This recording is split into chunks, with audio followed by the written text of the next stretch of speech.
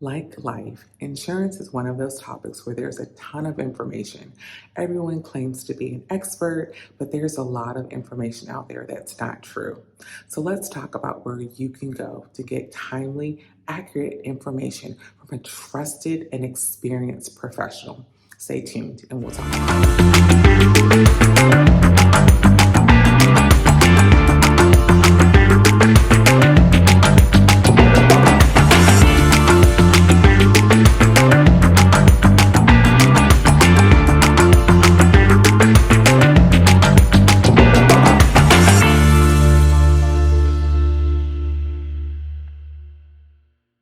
Look, let's keep it real.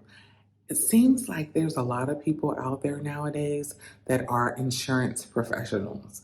The reality is, some people are getting into the industry solely for the money. They don't have the experience or the expertise to really answer your questions. Now, does that mean they can't get you in a policy? Absolutely not. But what's important is that you meet someone that understands you, gets to know who you are and what you need for you, your family, and your specific situation. I'm super excited to introduce you to this week's entrepreneur, Shannon Brooks. She's the owner of Brooks and Associates. Now, Shannon isn't a new fly-by-night insurance professional. She's an experienced agent. She's going to let you know what states she services, which she doesn't, but no matter what the situation is, she can actually give you facts, not opinions, not what's found on social media. She has a witty personality that she tempers to each person's style. That alone is priceless. But Shannon can tell you all about insurance, what it is, what it's not, who needs it, who doesn't, the benefits, how to prepare for your future, because that's what's important and what we talk about in this show, preparing for your financial, educational, physical, spiritual, and more future for you and your family. She's going to let you know why insurance is not the same as GoFundMe and why GoFundMe should not be your final plan for your arrangements. So, Shannon is a ball of fire, and I'm super excited to introduce her to you because the reality is a lot of us don't have trusted professionals that we can go to for real, accurate, timely information. So be sure to check out this feature interview with Shannon. Get her information from down in the box below and share her information within your communities, your friends, your families, your coworkers, your fellow entrepreneurs. Not only can she tell you about insurance, but she can answer your questions about credit and more. Stay tuned. Hello, everyone. Welcome to another great feature entrepreneur interview. This week, we are talking to Shannon Brooks. Shannon is the owner of Brooks and Associates. She's based in Winston-Salem, North Carolina, and Brooks and Associates provides affordable life and health insurance, healthcare plans to individuals and small business owners. They'll work to find affordable plans that will work with whatever type of financial budget a potential client has. And she has licenses, in several states across the country. So, with no further ado, I'd like to welcome Shannon. Hey, Shannon, how are you? Hello, hello, hello. I'm doing well. Doing well. Thank you for asking. Yay, definitely. So I'm super excited to get the opportunity to interview you and learn more about you and your company. So let's start with this one first. Tell us about Brooks and Associates. What is your company? I know I did like a quick overview, but in your words, how would you describe your company? What services do you offer? Tell us all about it. Okay. Well, I am the owner of Brooks and Associates, and with Brooks and Associates, I am a financial services specialist. And what I do is I help my clientele in three different areas. One being the area of finances, the other being life and health insurance, and also healthcare supplement plans, and also credit education. On the financial side, what I do is I help people to come up with obtainable savings goals. I also help them with money management So helping them to come up with some sort of budgeting plan, for themselves, for their families, helping them to understand, different accounts, how they work, how they can work best for them, such as a savings. What's the difference between a savings, a checking account, a money market account, a CD account, things of that nature. And also I help them to define disposable income.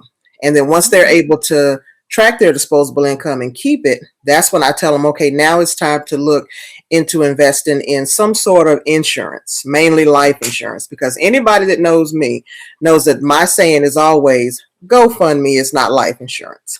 That's So right. I'm trying to get people to get away from that so we can be, the anti GoFundMe, crowd over here, because a lot of times people don't understand that insurance is actually affordable. It's just about making sure you get with somebody and you tell them exactly what you need, what you're looking for. You tell them the price. Hey, I can only afford $25 a month. Any agent out here should be able to find you a $25 a month plan, because you have to get started somewhere. A little bit of something is better than a whole lot of nothing. So Exactly. I believe in making sure that people have enough insurance on that end. On the credit side, I don't do credit repair. I just do credit education. I help people to understand about how a credit report looks, what it looks like, what's on it, Okay. how to determine your score, why a score is important. I also help them to understand that not all credit is good credit. So just because you get a $500 credit, card offer in the mail, yeah, you take it, but now you're locked into a 40% interest rate. And if you pay the minimum payment on that, for $500, you're going to take you maybe 2-3 years, seem like. Maybe not, give or take. But it's going to take you a long time to pay $500 off. So I Yeah, try to show exactly. people that all credit is not good credit. So. Okay. So those are some great services. But as you were talking about them, it kind of occurred to me that at least in the communities of color, well, I could say Black communities, I don't know about some other communities, some of those things we just don't even have any information on. Mhm. So in addition to providing those services, do you find that you spend a lot of your time trying to just educate people on, like you said, like what a credit report is and how to read it, and because like a lot of us don't really know those things, right? Mhm. Or is that kind of been your experience? Okay, Mhm. Yes. yeah, Actually, the areas that I normally frequent the most would be as sometimes we call it, the hood. Um, going into the projects, or PJs, or whatever people like to call them, or whatever. But I go into those areas. I go into the areas where a lot of people that do what I do won't go. And exactly. I go That's there good to because know. I'm from the hood. I'm from the hood. I'm from a single parent home. I know what it feels like to have to go sit at other people's tables to learn. And it's high Exactly. time we can come to our own table. So I'm the change that I want to see. I can't go and tell somebody else, you need to go and sit in the hood, or you need to go and talk to, this particular community. No, I can't tell them to do it until I do it. Exactly. And see, and that is amazing because we do need more people like you, because a lot of times there's so much information out there, but no one tells us to go look for it or explains it. So that is crucial that you do that. Thank you. Okay. So let me ask you this, and you may have already touched on it, but in case there's something else, a lot of times we are, especially as a financial service specialist, you're not the only one in the country, right? But just in what you said, that sets you apart, at least in my eyes, and I know a lot of people in our community. But if I were to ask you what sets you apart from other people that offer similar services, what would you say? What is like a strength of yours? How does your business differ? I think with me is I'm always going to keep it real. I'm always going to keep it 100, even if that means that I have to walk away from a potential sale, because not all money is good money. Exactly. So, I mean, I'm not saying that other agents aren't honest, but I'm Yeah. the one that I'll tell you the good, the bad, and the ugly about it. If because a lot of times people get into things because they don't know. They just going by what somebody is telling them. And whenever you're trying to get your foot in the door, you're trying to get that sale, you're not going to tell people the bad and the ugly. You're just going to say, well, when they get their packet, they can read it. But sometimes when you get the packet, it's like, I can read, but that's like telling me, here's a packet to learn how to do brain surgery, and you have Exactly. an hour to do it. I understand, that I can read, but I don't understand the wording. Yeah, exactly. No, that definitely sets you apart because you're right. Like a lot of people, like you said, one, I know when I get packets, I don't read them. But Mm-hmm. two, it seems like everybody nowadays has some post. It's like, be an insurance agent, do this, do that. And they're just kind of bringing in all kind of random people. So that definitely sets you apart. So, okay, perfect. Considering that, what do you wish people in general knew about life insurance? Like, I know you offer a lot of different services, but there's a lot of myths around life insurance. People really don't know it, and not just people of color. I mean, other people, communities too. Like I know one of the things I thought life insurance, like years ago, I thought life insurance had to be like really expensive. Like you said, I didn't realize I could tell the person what my budget is.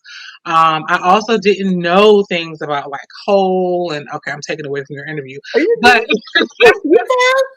You you wish, what do you wish, like, if there was something you could tell people about, like, life insurance to kind of clear things up, what would you tell them? What would you tell, how would you describe it? I would say that for people to stop looking at it as though it's just something just to bury you with. A lot of times we think of life insurance as only being a burial policy or a final expense. The life insurance can also be there to create and generate wealth. Hmm. And that what I normally try to tell my clientele is that, especially in Black communities, we are, the communities that are always behind the eight ball. Okay. Poverty is in our communities. Lack of resources is in our communities. But if people understood the power of life insurance, then if you say, okay, instead of going over here paying for a little small $10,000, policy that you're paying $100 a month for, and I'm just giving an example, you can come over here and pay get a $500,000 policy, or maybe the same amount and just a different type of policy, have it in effect, for say a 20, 30, year term or whatever. But and no, you don't ever want to think of the fact of, oh my God, when am I going to pass? We all know we got to leave here. But if you pass within that time frame, at least now your family is being set up to be in a position to where, yeah, they're going to mourn you, they're going to miss you, but they're also going to celebrate you because now you are that legacy. We have to Yeah. break this chain. It's a generational curse in Black communities and Black families, because when people pass, we're not leaving anything. And that's when these GoFundMe's come around. I'm like, now, not only do I have to mourn you and miss you, now I got to pay for you. And if I'm already struggling, you done stress me out even worse, because now I'm like, I can't even come and sit down and have memories, because now here come the collection plate. And that's not what we should be out here doing. So I tell people Exactly. all the time, life insurance can be affordable. Life insurance can be used to generate wealth, to leave wealth behind. We're not doing that. That's why we keep getting further and further and further behind the eight ball. Yeah, absolutely. Whereas other communities they set their families up generations ahead. Yeah. Exactly. Okay. So there are a lot of myths about insurance. Across the board. And I know I kind of touched on one of them, which is that it, is expensive, or it's only, like you said, to bury people. But out of all the myths, because I know you hear a lot of them, including the whole, when I pass, just start a GoFundMe account and cover my expenses. What's the craziest myth that you've ever heard about like insurance? It doesn't have to just be life insurance, but any type of insurance or any type of the services that you offer. Like what's the craziest thing you've kind of heard people say or misconceptions about them? I think what I deal with sometimes is the senior market. Okay. And back in the day, um, a lot of companies offer what they call paid up policies. And what that means is that it's pretty much it's a whole life or permanent policy, permanent coverage. And you pay into it for, let's say, a 20-year period, or maybe a 30-year period, or, just whatever. You pay it into that period. And after you pay it, it's paid off. Now it's more expensive because you're kind of doubling up or tripling up on your payments. But after you pay it for that period of time, then it's paid up. You don't owe any more, payments or anything like that. It's paid. Okay. Well, companies kind of got away from that as time went on. And then that's when they just started offering mainly just like term, whole life, universal. Well, you still have people out here, or you still have the senior market out here who think that Now they've gotten, let's say another agent, and they thinking they have a paid up policy, and they had term coverage. Okay. So Oh, what that means is that they have a policy that is going to terminate or is already terminated. right. So a Oh, lot of times they'll say, "Well, I got a policy; it's paid up," and sometimes these aren't even my customers; they're not even my clients. But I'll still say, "Well, let me just take a look at what you have," because I don't mind helping anybody. A lot of times I help people that don't even spend any money with me, but I generally just want to make sure that they are educated. So they'll sit there and they'll say, "Well, here's Shannon." I'm like, "Ma'am, sir, um, this policy terminated 5 or 10 years ago." wow. And they're like, Okay. "Well, no, I have a paid up." I said, "No, right here at the very top, like I may hold it, like I said, right here, it Right. says term. This Mhm. isn't paid up." So a lot of these, agents I hear were telling people or not telling them or whatever that, yeah, oh yeah, this policy will be paid up. I don't know what they may have said to them, but they believe that they had a policy that was in effect until they pass away, and it's not. When they stop paying it, they assume that, oh, I paid it up. No, it's terminated. Okay. Oh my gosh, that is crazy. Yeah, and I'm glad you offer that service because that's another thing I'm help plug. People know if they have questions, they can come and ask you. Definitely, that's good to know. Wow, that's crazy. Okay. Mhm. Um, why did you start your business, and how long ago did you start your business? How long have you been in business? I've been in business now since 2005. Okay. And the main reason I started it is because, once again, looking at our people, looking at our communities, I just didn't see body in there that really looked like me. Like I saw people that may have been from the areas, but they would go outside the area. Yeah. They would go and, they may go work for this company, but it's on the other side of town. Or like my grandma said, on the other side of tracks. And another thing is I was working at a credit union at the time, and being in this credit union, I was seeing the difference, even with the people that I work with. Like, I'm just going to be honest. Like, I would see how the white people would act, how the black people would act. White people would come in there and like they had no care in the world. Black people, we wear the world on our shoulders. So when we come in, we thinking about what bill we have to pay. Who are we going to Exactly. rob Peter to pay Paul? Where we got to call to get a payment arrangement because I don't have the money this month for my light bill, but I have some of it. So let me make the arrangement so I can pay this other bill that I can't make another arrangement for. Well, going in Mhm. there, we see white people coming in, they just happy go lucky. And I finally started asking myself, why are y'all so happy? I'm like, I want to know because I want to be happy I too. want to be happy too. Right. I want to come in and act like, everything is all Right. good while I eat my cheese sandwich and tomato, soup. Right. Well, I want to know too. So they got to talking about all these different things that, as far as like money, and they got to talking about how to, to manage your money and all these things. And I'm just like, wow, wow. And then they were the ones that was like, yeah. And when it come down to like life insurance, you got to make sure you have enough to do this and that. I'm like, well, life insurance just to make sure, you can bury somebody. They was like, no, ma'am. Life insurance is what it is when, you find, relatives where it can start all the way from your great, great, great, great grandmother or grandfather, and it comes all the way down. They're living off of, you know, insurance money that their great, great grandparents or whatever left and is trickling down to them. And so I Yeah. said, well, you know what? We don't have that in our communities. We don't have that in anywhere that I grew up with, that I grew up at. And so I said, well, you know what? I mean, I always, you know, when I was in college, I was in college for business. I got a degree in business management, and I always, loved the thought of managing my, something for me. I never really wanted to work for corporate or anything like Right. that.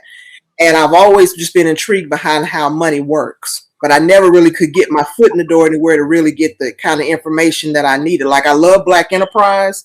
So a lot of Okay. times I got my information from there. But when I worked in this credit union and the people in this credit union, both black and white, started helping me, I started taking that information and taking it back to, to my people. Mhm. Went and got my license for life insurance, for the health insurance. And I said, you know what? I know the money is over here on this side and money eventually come, but I got to go home. I got to go back to where I originated from. I have to go back and help, my neighbor. I have to go back and help, my friend or whatever, because there's so many that want the information. And that's what I hate, when people feel as though just because somebody lives in a low income or lower income community, that all they're wanting is a handout. No, they're just needing to help up. Somebody helped Exactly. me, and I had to pay it forward to get, go back and say, I'm going to help them. Yeah. Oh my goodness. Thank you for sharing that with me. I didn't know that. That is amazing. Definitely, I applaud you. Okay. Mhm. Um, so as an entrepreneur, we all make mistakes. And I'm imagine you've made a couple, right, since 2005. What's a lesson that you learned from one of the mistakes you made in your business? I think, let me see. I guess I want to say what I have learned is to be able to listen to what others have done, that have kind of, paved the way.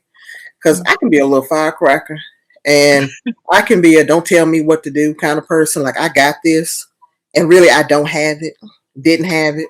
And I'm going, 300 miles per hour, and somebody saying, whoa, slow down. So I'm like, no, I got this. I got this. And next thing I'm on a dead end, and then I crash and burn.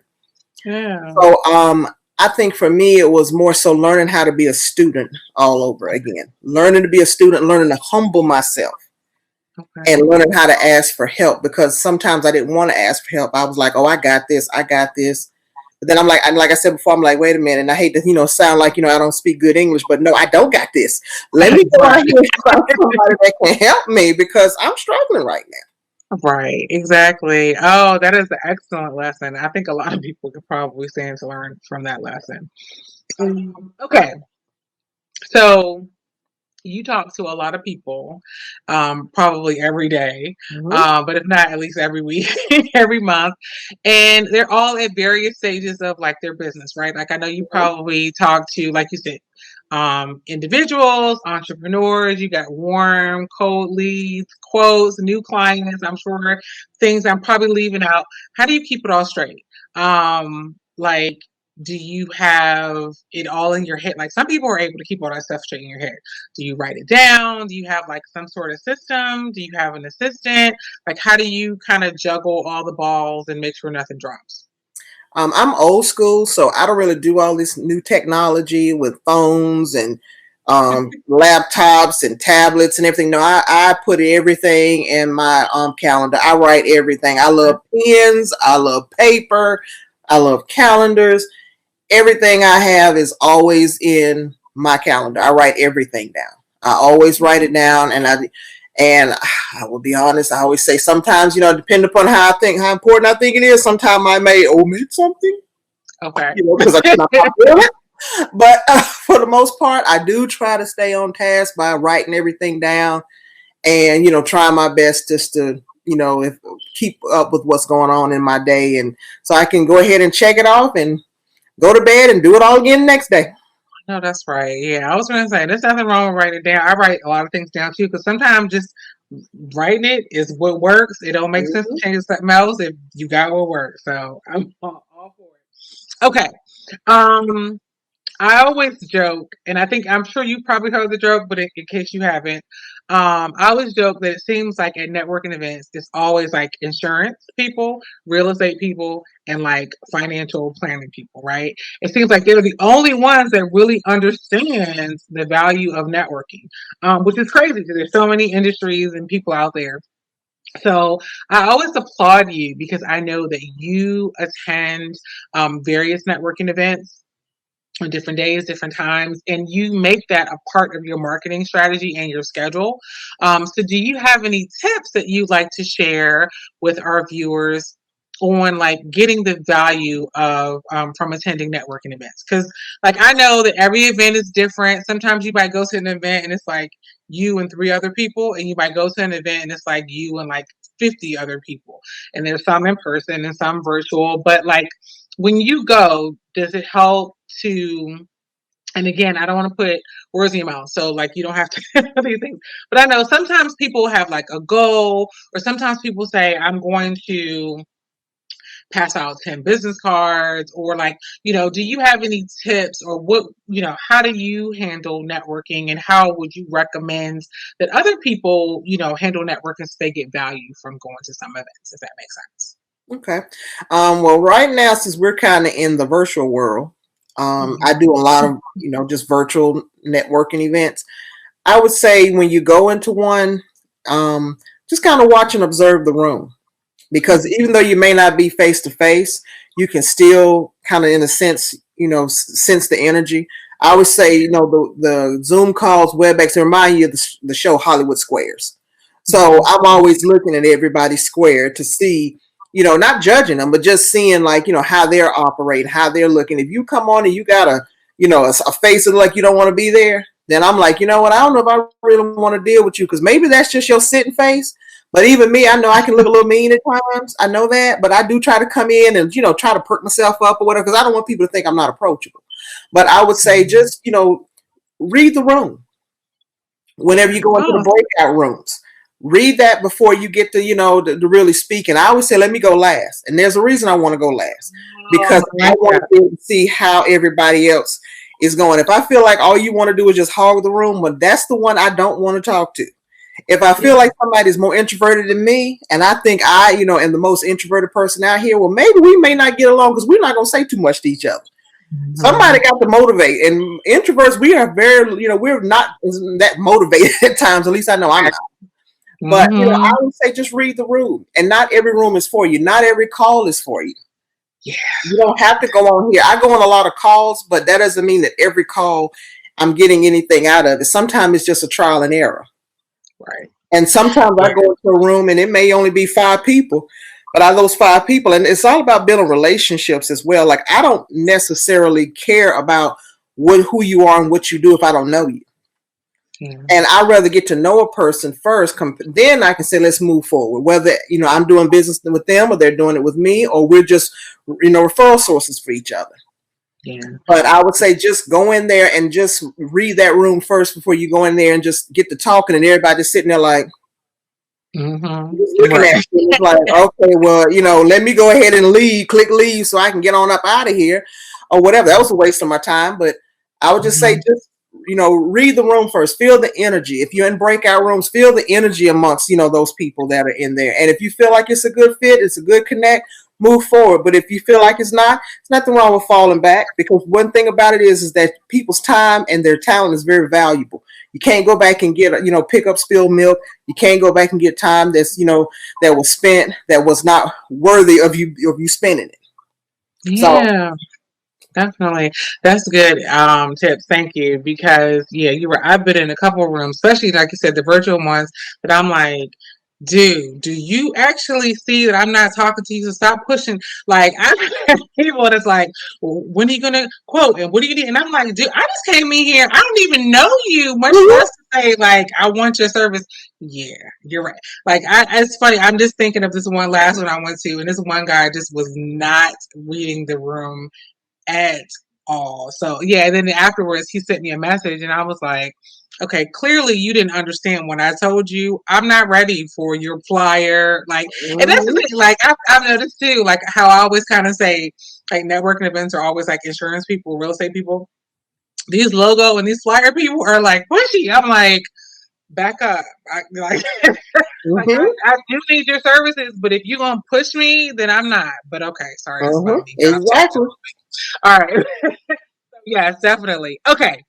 So, another thing that I admire about you, Shannon, is that you do, and you mentioned it during this interview, you do what works best for you. You don't do what the crowds or social media says should be done. Have you always been that way? I feel like I know the answer, but I'm going to ask you anyway. Have you always been that way, or is that something else too you had to learn in business, like to do it your way? To be honest, I had to learn to do it my way. When I first got into this, back in the day, I mean, it was agents out here, but it wasn't as many as they are out here now. So when I got in, I was kind of under this guy that was, kind of supposedly like teaching me the ropes and things like that. And he had me doing things like, like him. And I'm like, I don't want to walk around. He wanted us to walk around this notebook that's about this thick with all these different articles in it, talking to people about, well, look at this company right here. These people lost their jobs, and look at what's going on over here. It's like, all that is boring. I'm like, I don't want to do that. I don't want to go knock on doors. I Yeah. don't want to talk to people I don't know. I don't want to go out to the mall and bother people. I'm not stopping at McDonald's to get coffee and find a McDonald's to make it my own little office or whatever, because then people not even going to want to come in there and deal with me. They're like, oh, there she go again. So I just say, you know what? No, I'm not doing it like this anymore. I got to do this my way. I have to march to the beat of my own drum, because once again, people don't necessarily buy what you have, they buy into you. Mm-hmm. And so my thing is, if I come in and I'm not being my authentic self, whether a person knows me or not, they can tell. People can tell when you're not being your authentic self. And I said, I'd rather be who I am and do it my way, and to be able to express myself in the manner to where I feel comfortable, but I want to make sure the person in front of me feels comfortable. So therefore, when I sit down and talk to people, I'm not bringing a notebook this thick of articles. Nobody want that. That makes you feel like you're trying to sell somebody. That's intimidating. Like if you come in my house and you got something, a book this thing, I'm like, I didn't come here to go to school. I just came here to sign an insurance policy. What are you doing? I mean, but Exactly. most people sit there and they just deal with it because they just want to be nice. But I was like, Yeah. it's not me. So when I finally said, this is who I am, this is how I am, this is, the way that I'm going to, work things. Yeah, I may not necessarily be, the I guess the cookie cutter of what other agents, are. And at the same time, I'm like, you know what? I'm cut from a different cloth. Yeah. I'm I gonna think that's always good. just be honest. It's like some agents don't like that. They were like, Shannon, you give away too much. Excuse my French. I don't want to go to HE double hockey sticks over telling people a lie. If I got to Exactly. go, I'm going for something good. Right. I'm Right. not going for insurance. I'm not doing that. Yeah. So I was Yeah. like, I got to be me. And, Yeah. even when it come down to, the social media days, I got in this whenever MySpace was first coming out. Oh, That's how long okay. I've been in this. That's a long I ride. got That's a into this while. exactly. So I take what worked for me back then, which still works for me today, and I just use that, because social media is great. Don't get me wrong, but it's just not something that I can vibe with. It's not. I tried it, made my nerves bad. I'm hot tempered, so a few choice words came out my mouth. Sending an email. No, I delete everybody's emails, or it just sits in my spam. I don't even check it. Like, you text me, I'm on it. You text me and say, Shannon, there's the email, I'm gonna go look. But because I get spammed all the time, that's why I don't necessarily go to my email. So I don't want to be somebody sending out all these emails that they're just going to probably either hit somebody's spam, or they're going to hit me back telling me to remove them from their list. Yeah, exactly. But I think that's good, because I think the people that excel in their business, that really make an impact on the lives of others, are the ones that, learn the lessons and walk their own path, right? Like, we don't need, 50 Edward Jones people, doing the same thing, or, we want people to that are honest and walk their own path. So nothing against Edward Jones for the people out there, but I just kind of noticed, like, they all have like their office that looks the same. They all kind of have, I don't know if they have like a quote unquote uniform, but they all have like a similar dress, and the people I've met are nice. I mean, just put it out there, but I prefer, I like your style. Let me just leave it like that. Okay. So, um, I know you mentioned um that it's okay for people to contact you to ask you questions about like the policies that they may have. We definitely out there want everyone to contact you about getting information about new policies. Um, what about people that have questions about getting into the industry? Is it okay for, if anyone's watching this, or if they know someone that might have questions about getting in the industry, for them to contact you? Absolutely.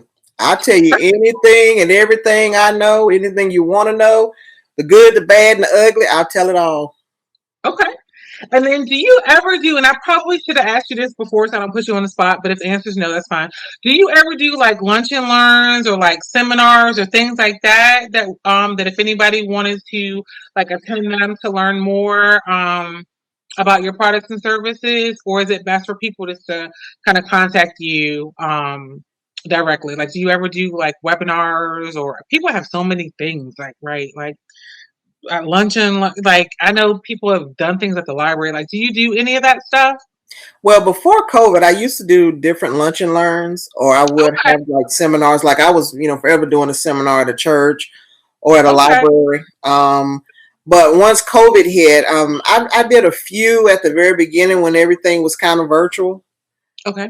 And then I just kind of, I guess, I kind of got away from that because more networking events just throughout the United States kind of came about. And I said, well, I want to go over here and, try this route to see about, meeting people that I normally wouldn't have met because before, I mean, I'm here in Winston-Salem. So the furthest I got out was maybe, Charlotte or Greensboro or Raleigh, but it was just kind of contained in North Carolina. So I kind of put that to the side to kind of network and try to build my net worth.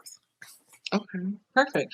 And I'm glad you actually just mentioned your geographic location again, because I wanted just to ask you for people that did have questions about getting insurance or some of your other services, do they have to be located in North Carolina or are you licensed outside of the state as well?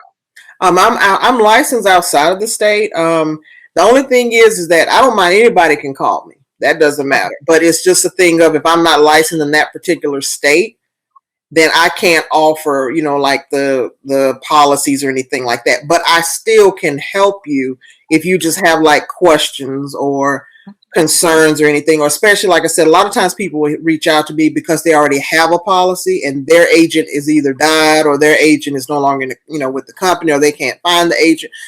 Some unfortunately got agents out here who will come and bombard you and then go into witness protection after they get paid and then you never see them again. So Yeah. I kind of help people in that regard. So if they're just needing help with just questions, it doesn't matter what state they're in. But if they're looking for an actual agent, and I try to ask people that up front, like what state are you in? So if it's a state that I'm not licensed, I'll still give them the information, but I'm like, but take this information and go find an agent in that area. Therefore, when you start speaking this language, they already know you spoke to an agent, and that's That's going to hold that agent accountable. Yeah, definitely. I like that. Okay, great. That is good to know. So we definitely want to make sure. And just a reminder to everyone that's watching this, Shannon's all of her information will be posted down below in the show notes. So definitely reach out, ask for questions, and share it. Okay, Shannon. So before we wrap up, I do have one other question that I want to just kind of ask you and see if there's anything that you'd like to share about your business or advice for a prospective or new entrepreneur. So it could be anything like advice that you wish someone had given you, something you learned over the years that you like, oh my gosh, I wish I could tell that somebody. But in particular, entrepreneur of color. So anything that you would like to share about your business or advice to a new or prospective entrepreneur of color. Okay. I think for me, it's, I guess, advice to, I guess, an upcoming or a new entrepreneur would be to, go with your authentic self. Hmm. Be who you are. Speak your truth, stand in your truth, and walk in your truth. Just because somebody else does it a certain way does not mean that you have to follow suit. March to the beat of your own drum. Make sure you're doing everything that's legal, of course, that's ethical, and make sure at night you can go to bed and you can sleep well because you know that you went out here and you were able to be an impact in somebody's life in a positive manner. Also, I would say stop looking, that everybody around you is competition. In insurance, everybody, there's an insurance agent seem like on every corner. They're not my competition. I'm not theirs. Just like if you go into the grocery store, go on the bread aisle. All those different breads are on that aisle. But guess what? Everybody's going to go over there and pick whatever bread that they like or whatever bread they choose. I'm not for Mhm. everybody. I'll be the first to say that. I know that I'm not. And I'm okay with that. But another agent may be. But guess what? If I can open that door for that agent and I was able to get on some sort of platform or whatever and allow that agent to come on in and make that sale or get in front of somebody, I did my part. I'm going to be blessed for that. Not everything has to come in and be, a monetary gain. Sometimes it's just about paying it forward. Always pay it forward. Everything you go through, it's not for you, it's to help somebody else. All my struggles, everything I had to go through, all of that test was just my testimony. I love it. So whenever so as I make it through, this way, and I'm still learning. I'm always willing to learn. I'm a sponge. Be a sponge. Don't always think that somebody's coming trying to hurt you or hinder you. They're there sometimes to help you. You just got to be able to just sit down, shut your mouth, be quiet, and turn into a pupil and just start writing, just start living and listening. Yeah, definitely amazing words of wisdom and advice. Thank you so much, Shannon. I'd also like to thank you for spending this time telling us all about you, Brooks and Associates, your services. I definitely encourage everyone to connect with Shannon, follow her on social media, even though, as she mentioned, the best way to reach her may be through text. So make sure we post her text and phone number down below as well. Email her, reach out to her if you have questions, but most importantly, share her information with your community because I promise you there's somebody that needs some education that Shannon can provide. So thank you again, Shannon, for You're spending this welcome. time with us. Yes, definitely. And until next time, everybody, don't forget, be great. What did I tell you? Shannon is the person that you need to talk to get all of your questions answered. Get some information, reach out to her today. If you're interested in getting into the industry or just not really sure who to ask what, reach out to Shannon. She'll definitely help you. All of her information is posted in the show notes down below.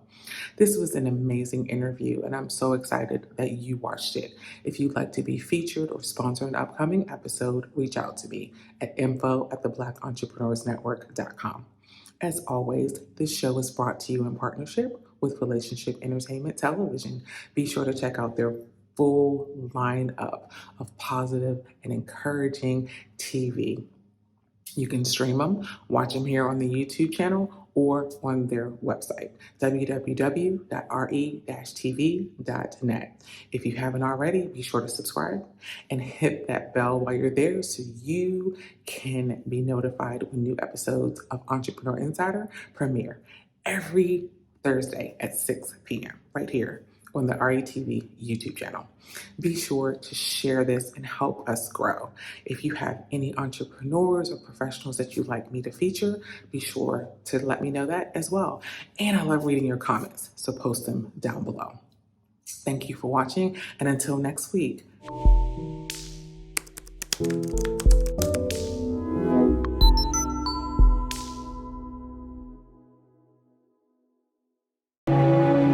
Growing up in the church, we saw a lot. Things that people refuse to talk about. The elephants in the room. Mental illness, sexual abuse, broken families, domestic violence, and so much more. The Big E, The Elephant in the Room, is a show that sheds light on these topics. We're here to speak about the unspeakable.